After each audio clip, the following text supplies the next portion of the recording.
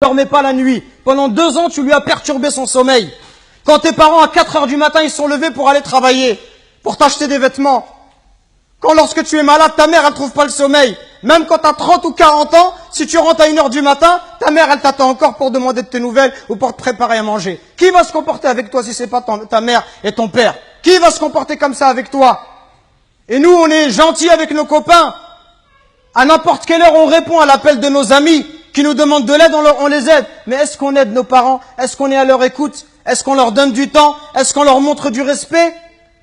Les anciens, ils disaient, Zayd al-Abidin, le petit-fils de Ali ibn Abi Talib, on lui disait, toi, t'es quelqu'un de très bon avec tes parents, pourquoi tu manges jamais avec ta mère? Il dit, parce que j'ai peur, si ma mère, elle voit dans l'assiette quelque chose qu'elle a envie de prendre, et si je le prends avant elle, j'ai peur qu'Allah, il compte cela comme de la désobéissance. Et il disait rien d'étonnant à cela. Il disait, ceux qui ont vécu avant nous, ils considéraient comme un manque de respect envers les parents que d'habiter au premier étage et que de laisser habiter les parents au rez-de-chaussée. Regardez jusqu'où ça allait. Allahu Akbar.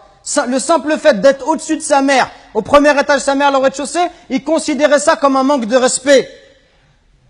Et d'autres chez les Sahaba, ils disaient, quand il y avait un scorpion qui est rentré dans un trou, il a mis sa main et il s'est fait piquer. On lui dit, pourquoi tu mets ta main alors qu'il y a un scorpion? Il dit, parce que j'ai peur que ce scorpion il sorte et qu'il ne pique ma mère. Regardez le respect. Et regardez aujourd'hui l'attitude des enfants envers les parents. Regardez ne serait-ce que le regard, les yeux. Wallahi mes frères, si nos parents ils invoquent contre nous, wallahi c'est pour nous le malheur dans la vie d'ici-bas et dans celle de l'au-delà. Allah Azza wa Jal, par l'intermédiaire du prophète alayhi salatu wassalam, il nous dit qu'Allah il a interdit le paradis. Interdit le paradis à celui qui désobéit à ses parents.